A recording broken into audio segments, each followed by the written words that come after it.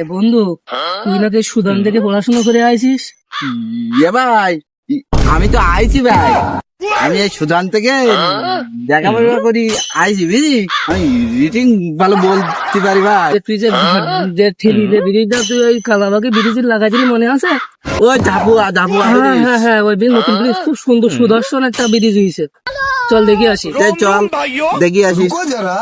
এ বন্ধু, ও যেটা কি লেখা দেখদিন একটু, আমি তো মূর্খ সূর্খ মানুষ, ভালো বুঝিনি। ভাই, আই বারণ করতে পারি ভাই, পারবো ভাই। দলতুষা আকার বা ঢাকা দৈতান্ন বাইরা ফেলা তিন কি পরকি চাই একে র